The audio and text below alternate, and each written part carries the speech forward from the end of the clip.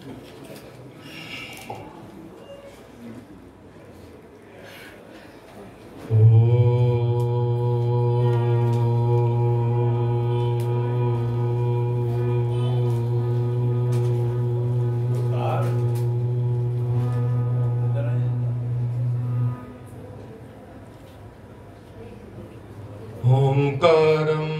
बिंदु संयुक्तं नित्यं ध्यायन्ति योगिनो कामदं मोक्षदं चैव ओंकाराय नमो नमः।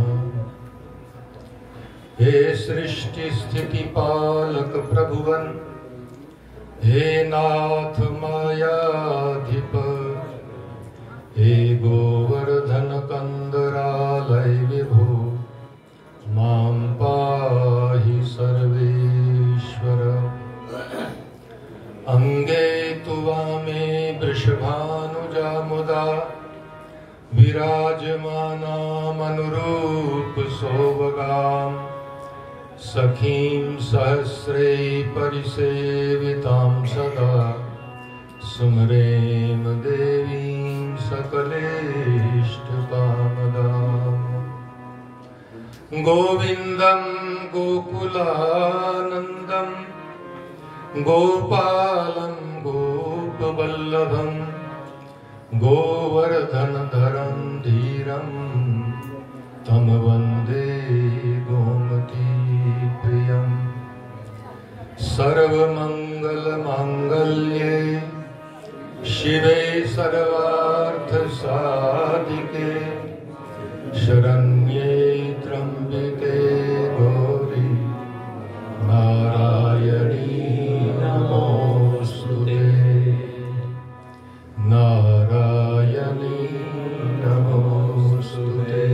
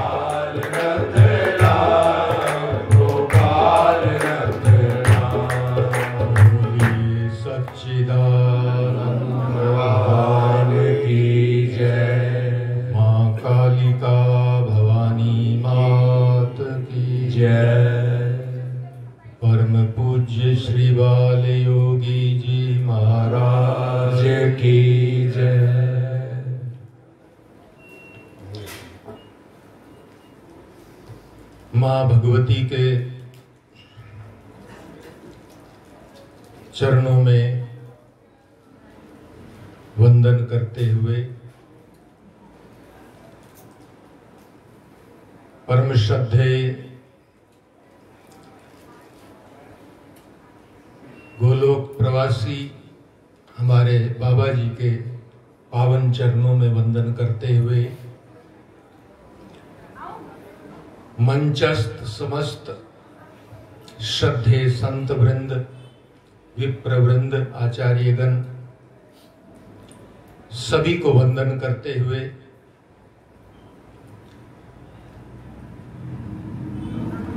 इस पावन बगीचे के संरक्षण में संलग्न समस्त संरक्षकगण, समिति के समस्त सदस्यगण, समस्त सेवा दल, बाबा जी के लाडले प्यारे समस्त भक्त महानुभाव एवं मातृशक्ति, पावन नवरात्रि महोत्सव के उपलक्ष्य में हम सब यहाँ संतों, महापुरुषों, विद्वत जनों के मुखारविंद से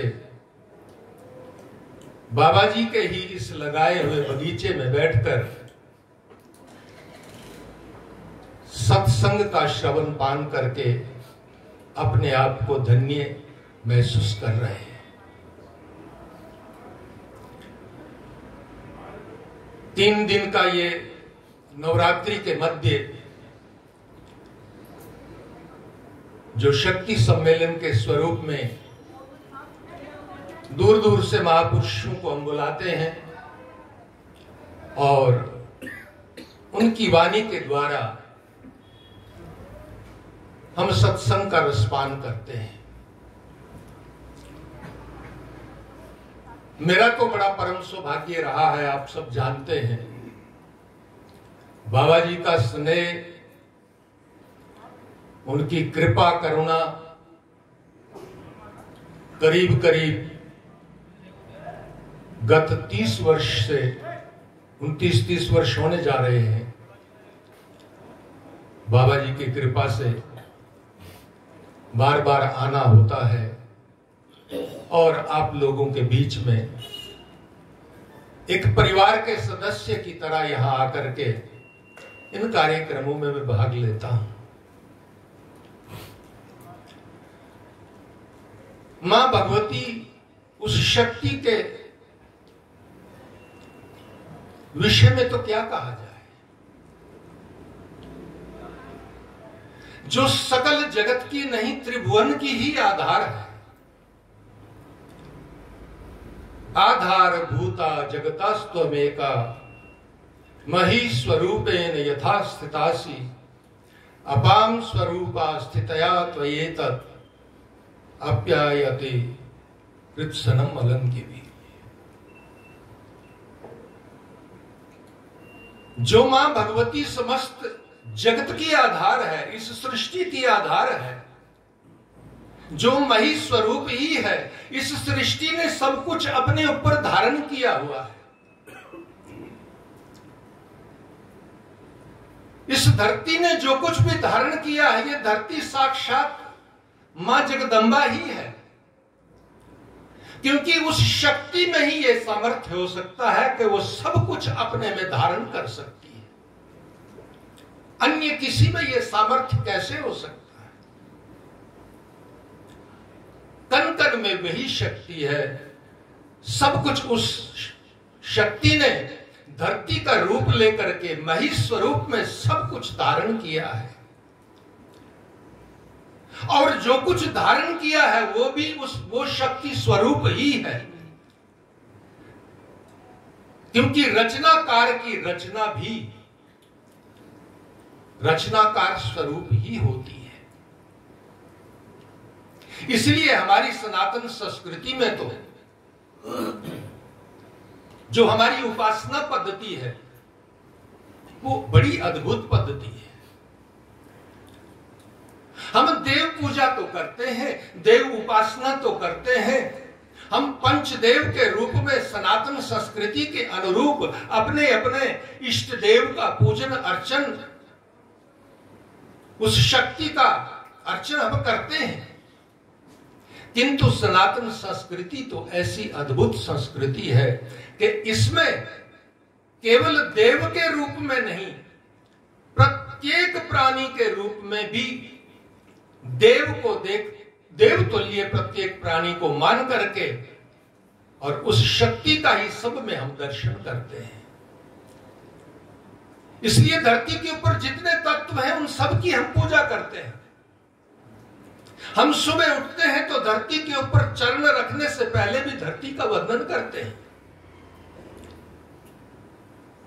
ये हमारी संस्कृति है, ये शक्ति स्वरूपा है। हम जल के पास जाते हैं, हम जल की भी उपासना पूजा करते हैं। हम अग्नि के भी उपासक हैं। अग्नि में वो शक्ति ही समाई हुई है जिस अग्नि के माध्यम से होम करके हम समस्त देवताओं को आहुति देते हैं। उस परम तत्व को पाने के लिए उस अग्नि में भी उस शक्ति का ही स्वरूप है, वास है। इतना ही नहीं, हमारी अद्भुत संस्कृति तो ऐसी अद्भुत है ये संस्कृति सनातन कि हम वृक्षों में, लताओं में हैं। हम तुलसी जी की उपासना शक्ति स्वरूप में करते हैं, क्योंकि वो शक्ति तत्व सर्वत्र विद्यमान है, वो कहां नहीं है। सबको शक्ति वहीं से, ऊर्जा वहीं से मिल रही है। और इस शक्ति का अनुभव, इस शक्ति का आत्म तत्व का अनुभव किसके द्वारा हो सकता है? केवल और केवल गुरुदेव के द्वारा। और हम लोग कितने भाग्यशाली हैं कि हमने एक ऐसे समर्थ महापुरुष सदगुरु के रूप में हम लोगों ने पाया, जिन्होंने हमारे लिए ऐसा पावन बगीचा लगा दिया है। इसमें बैठ करके हम जितना अब इन महापुरुषों की वाणी का लाभ लें और हम अनुसरण करके अपने जीवन का कल्याण करें। अब ये हमारे हाथ में है। प्रातःकालीन सत्र में भी चर्चा हो रही थी कि ये मनुष्य शरीर भी अपने आप में एक शक्ति ही, तत्व ही है। ये मनुष्य देह हमको जो मिला है, ये उस परम सत्ता में एक होने के लिए मिला है, भोग के लिए नहीं मिला है। परमात्मा ने कृपा करके ये अवसर दिया है हमको। अब इस अवसर को हम चूक ना जाएं, क्योंकि ये अवसर बार बार मिलने वाला नहीं है। जन्म मृत्यु का जो बंधन है, ये जन्म मृत्यु के बंधन से छुटकारा पाने के लिए जब तक हम उस ज्ञान की प्राप्ति के लिए, उस अपने आत्म स्वरूप को जानने के लिए नित्य चेष्टा नहीं करेंगे, प्रतिपल चेष्टा नहीं करेंगे, प्रतिपल चिंतन नहीं करेंगे। अब ये भी बहुत सुंदर हमारे दोनों महापुरुषों ने, इधर से हमारे ब्रह्मचारी जी, इधर से हमारे पूज्य आचार्य जी, बहुत सुंदर शब्दों में, कितने तात्विक शब्दों में, थोड़े समय में सार रूपी वस्तु हमारे सामने प्रस्तुत की। सार इतना सा है कि ये मनुष्य शरीर जो मिला है, अब ये मुक्ति का साधन हमको मिला है, भोग के लिए नहीं है। यदि भोग में उलझे रहेंगे तो अंत में वही स्थिति हो जाएगी। अंत में जाकर के जब मृत्यु का समय आएगा, उस समय में भी हम चिंतन नहीं कर पाएंगे, हम हाय हाय ही करेंगे और उस हाय हाय के कारण पुनः जन्म का कारण बन जाएंगे, पुनर्जन्म लेना पड़ेगा। क्योंकि उद्घोष है परमात्मा का स्वयं गीता में कि अंतिम समय में जैसी वासना को लेकर हम शरीर को छोड़ेंगे, उस वासना के अनुरूप पुनः जन्म लेकर आना पड़ेगा। यम यम वाप स्मरण भावम त्यजन्ते कलेवरम तम तमेवेति कौन्तेय सदा तद्भाव भाविता। जो जैसी वासना लेकर अंतिम समय में शरीर को त्याग देता है, यदि संसार का चिंतन करता करता करता शरीर को छोड़ गया तो पुनः संसार में आना निश्चित है। कैसे बंधन कटेगा, कैसे मोक्ष मिलेगा, कैसे उस परम तत्व में एक हो पाएंगे जिसके हम अंश हैं। लेकिन हम हैं कि हम सोचते हैं अभी तो बहुत समय पड़ा है, अभी इतना ये कमा लें, इतना ये कमा लें, बच्चे बड़े हो जाएं, फिर शादियां हो जाएं, एक के बाद एक ऐसा करते करते करते हमारी वासनाओं का कभी अंत नहीं आता। हम उन्हीं वासनाओं में बार बार भ्रमण करते हुए भ्रमित रहते हैं। हम कभी चिंतन नहीं करते कि आखिर हमारा असली ठिकाना क्या है। क्या हम इस संसार के हैं? हम जब नहीं शरीर लेकर आए थे संसार में, तब भी ये सृष्टि थी। हम हैं तब भी ये सृष्टि है। हम नहीं रहेंगे तब भी ये सृष्टि तो रहने वाली है। तो हमारा फिर क्या अस्तित्व है? हमारा इस संसार में कोई अस्तित्व नहीं है, न हमारा कोई संबंध है। संबंध तो हमारा शाश्वत उस परम सत्ता से है, उस परम तत्व से है। किंतु भ्रमित हो रहे हैं अज्ञानता के कारण। और ये शक्ति जो है, वो दुर्गा जो है, वो भवानी जो है, ये उसी की ही माया है। विद्या और अविद्या दोनों का स्वरूप जो स्वयं है। रचना तो उसकी है ना सृष्टि। विद्या समस्ता तौ देवी भेदा, अभी आचार्य जी कह रहे थे। ये सब जितना भी जो कुछ भी है, ये रचना तो उसकी है। विद्या और अविद्या क्या है? जब तक हम अविद्या में पड़े रहेंगे, अविद्या अर्थात जब तक हम अपने इस शरीर को केवल शरीर ही मान रहे हैं, संसार को जब तक हम अपना मान रहे हैं, संसार के संबंधों को हम अपना मान रहे हैं, संसार के पदार्थों में हम सुख मान रहे हैं, ऐसी बुद्धि जब लेकर जब तक हम चलेंगे, यही अविद्या है। और मैं परम चेतना हूं, परम सत्ता हूं, उस सत्ता का ही मैं अंश हूं, मैं आनंद स्वरूप हूं, ऐसा विवेक यदि जागृत हो जाए, यही विद्या है, ये ज्ञान ही विद्या है।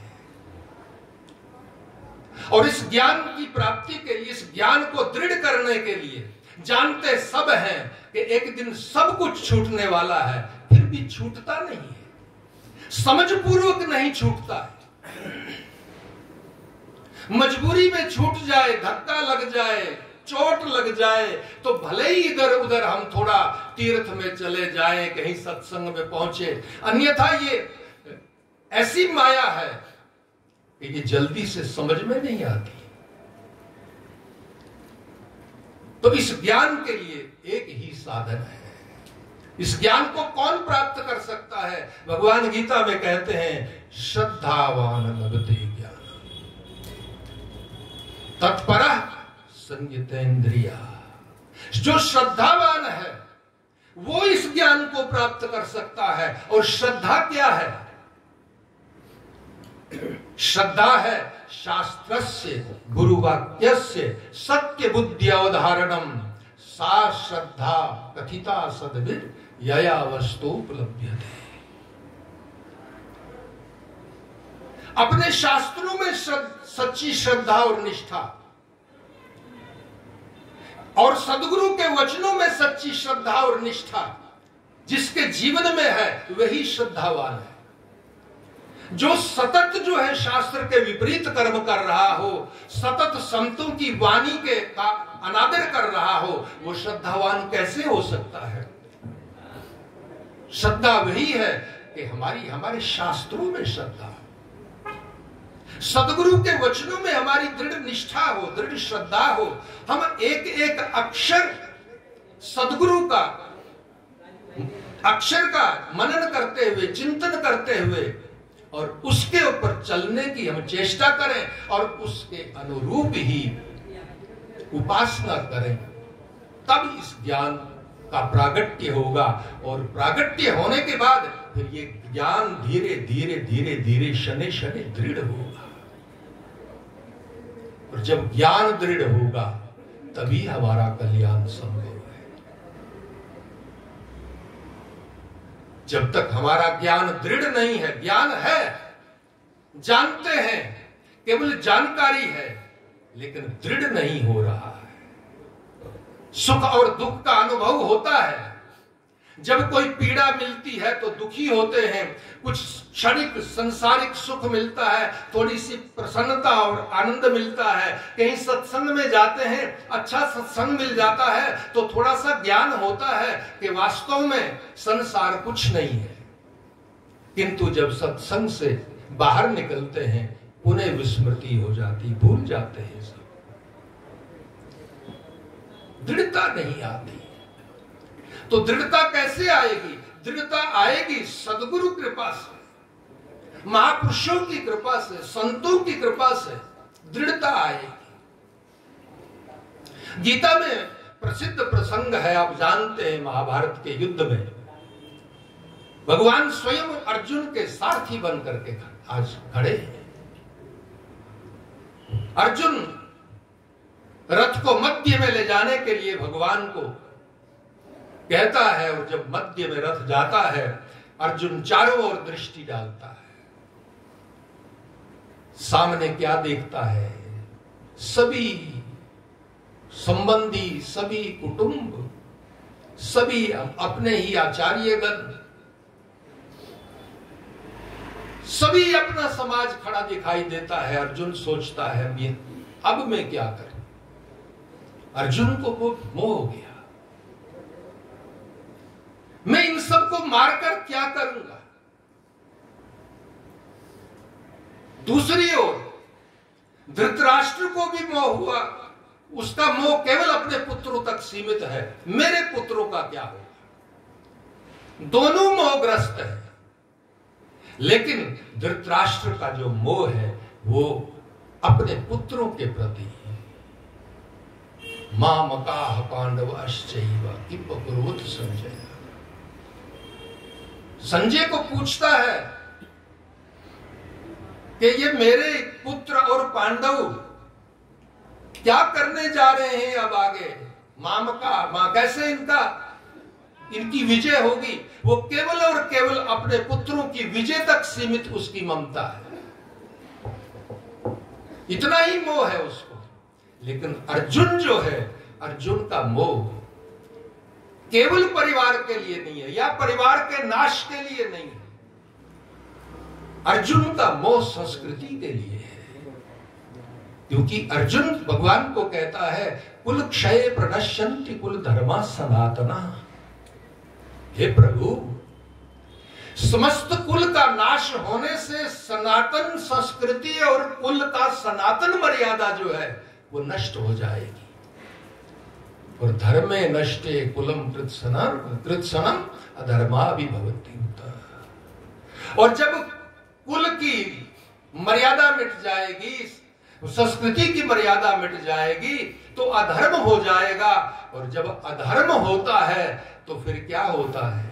सबको यदि मैं मार भी डालूंगा, कितनी स्त्रियां भी विधवा हो जाएंगी।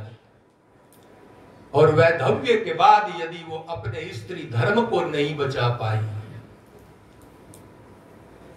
तो वर्ण शंकर पैदा होने लगेंगे। और जब वर्ण शंकर पैदा होंगे तो संस्कृति मिटेगी, पिंडों तक क्रिया करने वाला कोई नहीं बचेगा। मोह अर्जुन को भी है, मोह धृतराष्ट्र को भी है, लेकिन धृतराष्ट्र का मोह केवल परिवार के लिए है। मेरे पुत्रों को कैसे सुख मिले, मेरे पुत्रों की कैसे विजय हो। अर्जुन का मोह ऐसा नहीं है। अर्जुन का मोह धर्म संगत है, संस्कृति संगत है। अर्जुन सोचता है कि संस्कृति मिट जाएगी, कुल की सनातन मर्यादा मिट जाएगी। और तब अर्जुन ने बड़ा सुंदर काम किया है। यही काम तो जीवन में करने जैसा है। भगवान के साथ अर्जुन के संबंध तो अनेक थे ना। बुआ का बेटा है तो भाई भी है। भगवान को अपना स्वामी मानता है, सेवक भी है। तो भ्राता का भी संबंध है, सेवक और स्वामी का भी संबंध है, सखा भी है। बड़ा प्रिय सखा है भगवान, जिसका रथ हाँक रहे हैं स्वयं। वो कितना भाग्यशाली है। किंतु अर्जुन ने आज जब अधीर हो गया मोह के कारण, तब भगवान के सामने अपने धनुष्बाण को रख दिया। कार्पण्य दोष उपहत स्वभाव पृच्छामि त्वाम धर्म सम्मूढ़ चेता यच्छेयस्य निश्चितम ब्रूहि तत्मे शिष्यस्तेहं शालिमां त्वां प्रपन्नम्। हे नाथ, अब मैं आपकी शरणागत हूं। अब मेरी बुद्धि बिल्कुल भ्रमित हो गई। अब मैं कुछ भी करने में, विचार करने में मेरी बुद्धि समर्थ नहीं है। अब आप मेरे लिए जो निश्चित मार्ग है, वो निश्चित यानी श्रेय का क्या मार्ग है वो बताइए।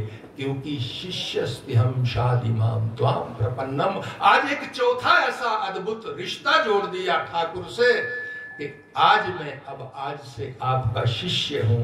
आप गुरु बन के मेरे ऊपर कृपा कीजिए। और जब अर्जुन ने ऐसी शरणागति भगवान के सामने स्वीकार कर ली है, ऐसी दृढ़ शरणागति भगवान के समक्ष जब प्रस्तुत की है और चरणों में गिर गया है, तब भगवान, वो तो जगत गुरु है,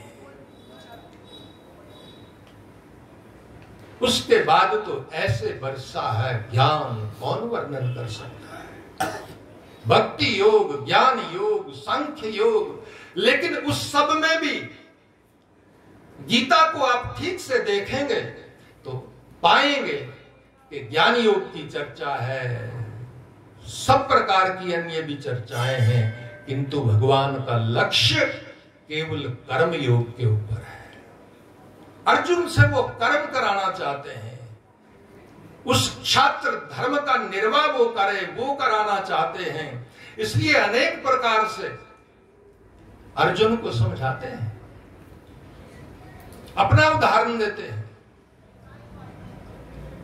न मे पार्थस्ति कर्तव्यम त्रिषु लोकेषु कंचन।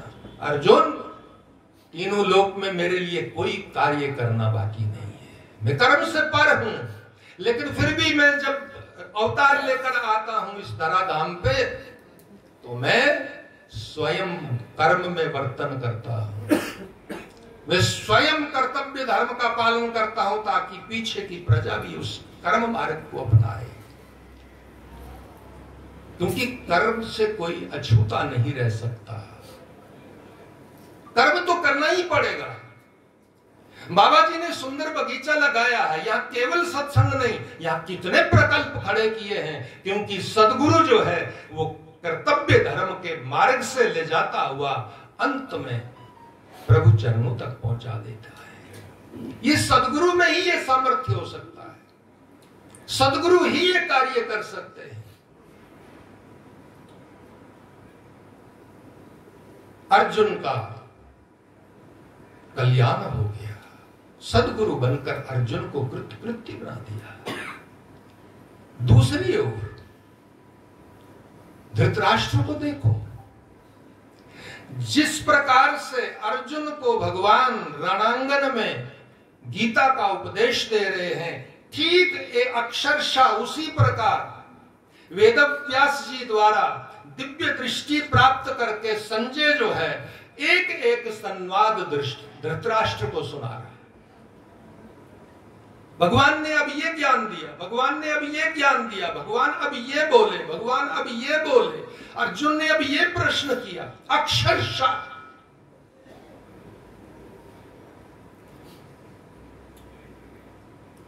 किंतु धृतराष्ट्र के पल्ले फिर भी कुछ नहीं पड़ा।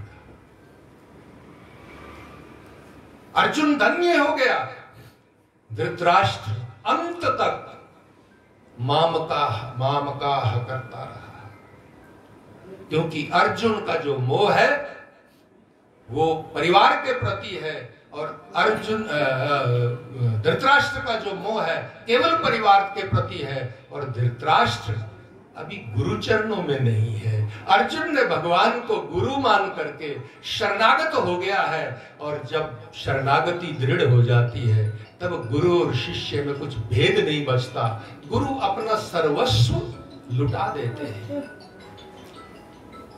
तो इस शक्ति महासम्मेलन के माध्यम से, इन सत्संग के माध्यम से सदगुरु की जो हमें कृपा प्राप्त है, उन्होंने हमको जो मार्ग दिया है, उन्होंने हमको जो जिस प्रकार से सेवा में और पुरुषार्थ में लगाया है,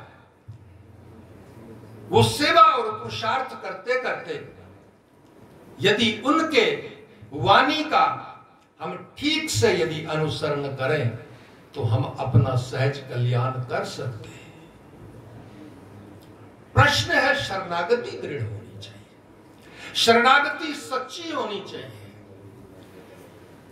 हमारी भक्ति में केवल दिखावा होगा तो बात नहीं बनेगी, किंतु यदि शरणागत भाव होगा, दृढ़ निश्चय होगा, तो जीवन धन्य हो जाएगा। प्रातः काल ब्रह्म मुहूर्त से यहां पर गतिविधियां आरंभ होती है, शयन पर्यंत चलती है। मुझे तो लगता है अभी अवस्था 80 वर्ष के निकट निकट जा रही है मेरी,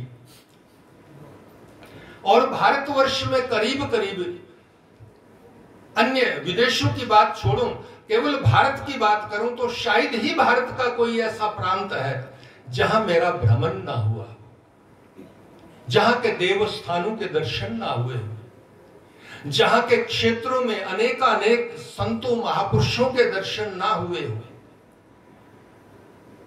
किंतु आज मैं इस बात को दृढ़ता से कह सकता हूं कि जिस प्रकार की गतिविधियां और जिस प्रकार का वातावरण बाबा जी ने इस पावन जगह पे बनाया है, शायद ही आज के समय में अन्यत्र कहीं आपको मिले।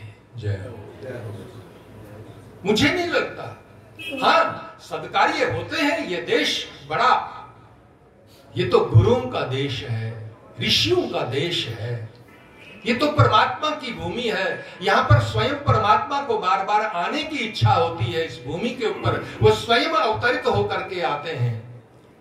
अनेकानेक जगहों पे बड़े बड़े अनुष्ठान होते हैं, बड़े बड़े यज्ञ होते हैं, किंतु नियमित रूप से इस प्रकार का वातावरण शायद ही अन्यत्र वर्तमान में कहीं देखने को मिले। तो ये कितनी बड़ी कृपा और करुणा है उन महापुरुष की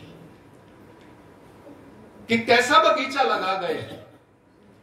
स्वयं किसी प्रकार का पूरे जीवन में कोई आग्रह नहीं रहा, अपने शरीर का तक का ध्यान नहीं, अपने आहार का कोई ध्यान नहीं, केवल और केवल जगत कल्याण की भावना लेकर के उन्होंने यहां पर अपना जीवन पूरा गला दिया। मैंने तो बहुत अनुभव किया है, मैं तो बहुत उनके साथ बैठा हूं, एकांत में बहुत चर्चाएं होती थी, बड़ा आनंद आता था।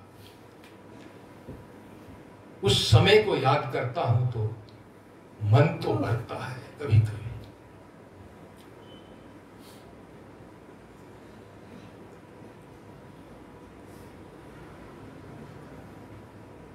तो उन्होंने कृपा करने में कोई कमी नहीं छोड़ी है, सब कुछ दिया है, सब कुछ देकर गए हैं, केवल स्वयं चलना है।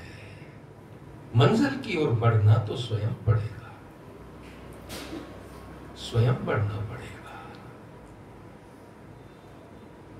तो सद्गुरु कृपा प्राप्त है, वो आज भी चेतना के रूप में शक्ति दे रहे हैं।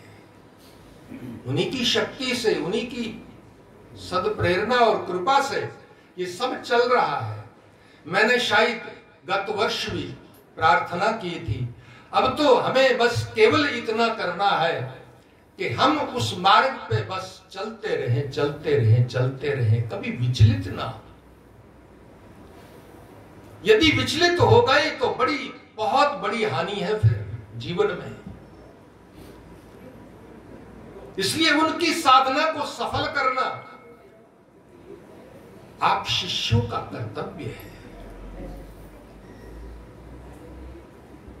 कभी कभी गुरु की परंपरा को शिष्य भी बड़ा उज्जवल कर देते हैं।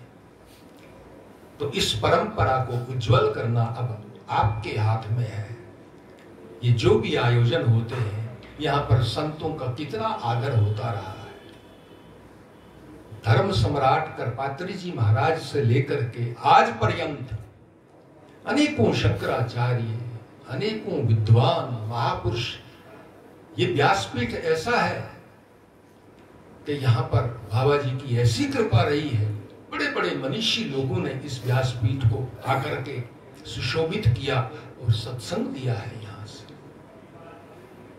तो इस पीठ की मर्यादा, इस भवन की मर्यादा, इस संस्था की मर्यादा बनी रहे, इसलिए हम सच्चे हृदय से साधना करें, सच्चे हृदय से सेवा करें, सच्चे मन से ये पुरुषार्थ होता रहे और संतों का आदर जैसे बाबा जी करते आए थे वैसा ही आदर आप कर रहे हैं, करते रहें, ताकि इन संतों का भी आशीर्वाद और सत्संग आपको सदैव मिलता रहे और बल मिलता रहे। जय। बाबा जी संतों को कितना स्नेह करते थे। वेद मात्र देखते थे, किसी भी वेशधारी साधु के वेश में, चाहे वो कोई भी है, कोई मतलब नहीं है। क्या कहते थे? हमारे रिश्तेदार आ गए, यही कहते थे ना। अब हमारे रिश्तेदार आ गए, अब आप लोगों से कोई काम नहीं है। भिक्षुक लोग भी आते थे, उनके प्रति भी वही भाव। विद्वान लोग आते थे, उनके प्रति बड़ा स्नेह। क्या वर्णन करूं। मैं भ्रमण करता हूं, अब थोड़ा शरीर अस्वस्थ रहता है, ज्यादा सत्संग भी कम करता हूं, बाहर भी कम जाता हूं, किंतु शायद ही मेरे जीवन का कोई दिन इन 5-6 वर्षों में बाबा जी के जाने के बाद शायद ही कोई दिन ऐसा हो जिस दिन बाबा जी का चिंतन ना होता। शुरू में तो जिस समय जब स्वयं दूरभाष वगैरह से भी बात कर लेते थे, तो शुरू में बात होती थी। उसके बाद फिर बिल्कुल दूरभाष का उपयोग ही छोड़ दिया बाबा जी ने। फिर उसके बाद भी यदि किसी कार्यक्रम में मैं नहीं पहुंचूं या हाँ नहीं भरूं तो लगे रहते थे। हरीश को कहेंगे फोन लगा, फिर उसका स्पीकर ऑन करवा देते थे, पीछे से बोलते रहते थे। जब तक मैं आने की हाँ नहीं भरूं तब तक फोन छोड़ते ही नहीं थे। ऐसा स्नेह, ऐसी करुणा, ऐसा प्रेम, ये बड़ी दुर्लभ वस्तु हमने पाई है कि ऐसे महापुरुष का संग हमें मिला है, ऐसे महापुरुष की शरण हम लोगों को मिली है। इसलिए अब हम उनकी वाणी के माध्यम से उनके इस लगाए हुए बगीचे को दिव्य बनाने के लिए पूर्णतया उनकी बातों का अनुसरण करें, श्रद्धा और निष्ठा के साथ उपासना में लगे रहें। शक्ति तत्व, ये शरीर ही शक्ति तत्व के रूप में ये शरीर हमको सेवा के लिए मिला है। इसी में उस शक्ति को हम इसी के माध्यम से प्राप्त करने वाले हैं। इसलिए खूब सत्संग करो। आज ये प्रथम दिन का दूसरा सत्र में विराम देने जा रहा हूं, लेकिन उससे पहले पुनः आइए 2 मिनट के लिए हरि नाम का आश्रय करें। कल सुबह के कार्यक्रम का आपको पता ही है कि शक्ति सम्मेलन का जो दूसरा दिन होता है, सुबह यहाँ ग्रंथी वो गुरुबानी जी का यहाँ पर गुणगान करेंगे। उसमें भी आप सब लोग भाग लें, समय से आए। कल संध्या कालीन सत्र में भी महापुरुषों के प्रवचन सत्संग का आनंद मिलेगा, परसों भी मिलेगा। उसके बाद अष्टमी के दिन मैं तो व्यासपीठ से मुझे कहना पड़ता है ताकि थोड़ा इस बोझ हल्का हो जाए, इसका क्या नाम तो अष्टमी के दिन भी कन्या पूजन का सुंदर कार्यक्रम यहाँ का जो होता है वो होगा। और ध्वजारोहण 71वां ध्वजारोहण समारोह है होगा, या 71वां 71st ना?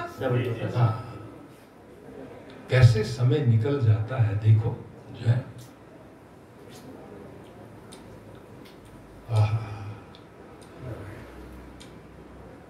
धन्य है प्रभु, धन्य है, धन्य है, धन्य है, इस ज्योति को धन्य है। तो ये 71वां जो है वार्षिक उत्सव हम मनाने जा रहे हैं। इसको भाव और श्रद्धा के साथ खूब हमें उत्साह से मनाना है। मैं शब्दों को विराम देने जा रहा हूं।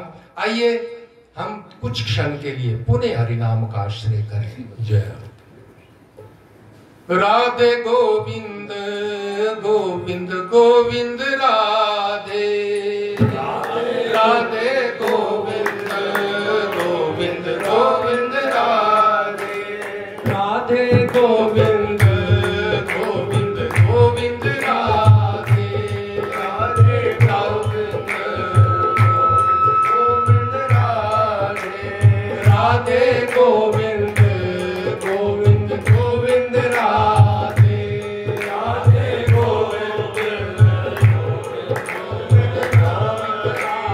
राधे गोविंद गोविंद गोविंद राधे राधे गोविंद गोविंद गोविंद राधे हो राधे गोविंद राधे गोविंद राधे गोविंद राधे गोविंद राधे राधे गोविंद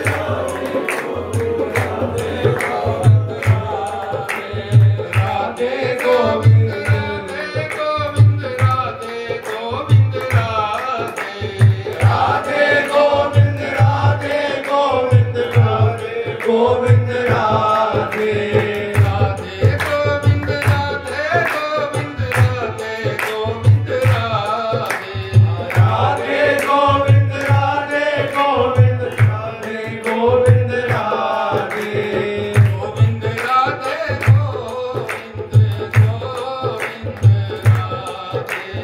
राधे राधे गोविंद गोविंद राधे राधे गोविंद गोविंद हरि बोल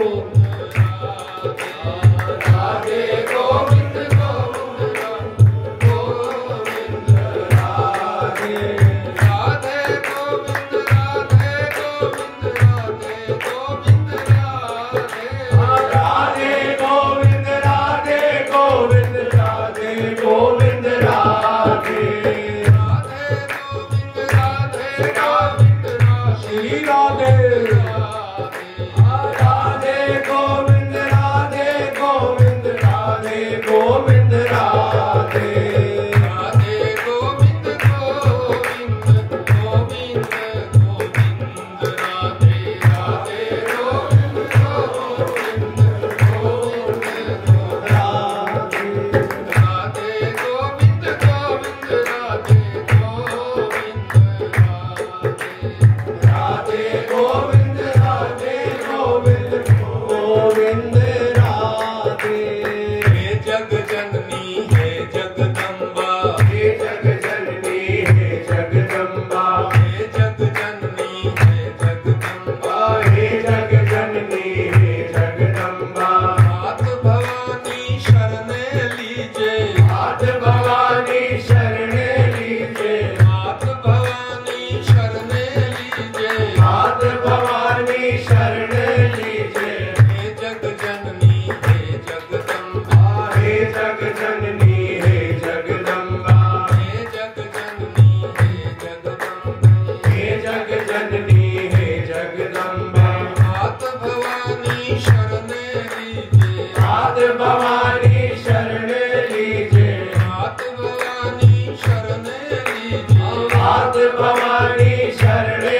लीजे हे जग जननी हे जगदम्बा हे जग जननी हे जगदम्बा हे जग जननी हे जगदम्बा हे जग जननी हे जगदम्बा हाथ भवानी शरण में लीजे हाथ भवानी शरण में लीजे हाथ भवानी शरण में लीजे हाथ भवानी शरण में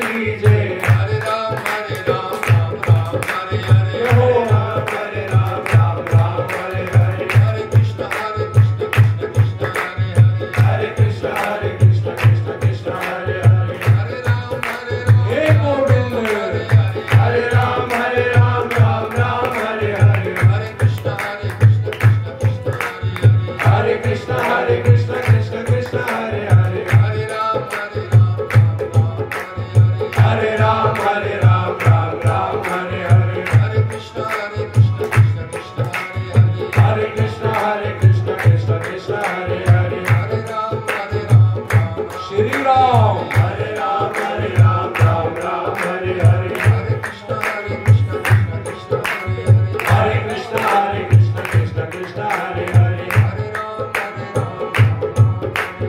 हरे राम हरे राम राम राम हरे हरे हरे कृष्ण हरे कृष्ण कृष्ण कृष्ण हरे हरे जय गुरुदेव जय गुरुदेव जय गुरुदेव जय गुरुदेव जय गुरुदेव जय गुरुदेव जय गुरुदेव जय गुरुदेव जय गुरुदेव जय जय गुरुदेव जय गुरुदेव जय जय गुरुदेव जय गुरुदेव जय जय गुरुदेव जय गुरुदेव जय जय गुरुदेव जय गुरुदेव जय गुरुदेव जय गुरुदेव हो गुरुदेव जय गुरुदेव जय गुरुदेव जय गुरुदेव जय गुरुदेव जय गुरुदेव जय जय गुरुदेव जय गुरुदेव जय जय गुरुदेव जय गुरुदेव जय जय गुरुदेव जय गुरुदेव जय जय गुरुदेव जय गुरुदेव जय जय गुरुदेव जय गुरुदेव जय जय गुरुदेव बोलिए आनंद कंद भगवान की जय सच्चिदानंद भगवान की जय दुर्गे मात की जय माँ कालिका भवानी मात की जय सिंदूरिया हनुमान जी महाराज की जय दूनेश्वर महादेव की जय श्री राधा कृष्ण जुगल सरकार की जय धर्म की जय हो अधर्म का नाश हो प्राणियों में सद्भावना हो विश्व का कल्याण हो गौ माता की जय हो भारत माता की जय हो वैदिक धर्म की जय हो सत्य सनातन धर्म की जय हो भारत के ऋषियों की जय हो भारत के तीर्थों की जय हो हमारे बाबा जी की जय हो जय जय श्री राम के बोलो सतगुरुदेव भगवान की जय। पवन सुत हनुमान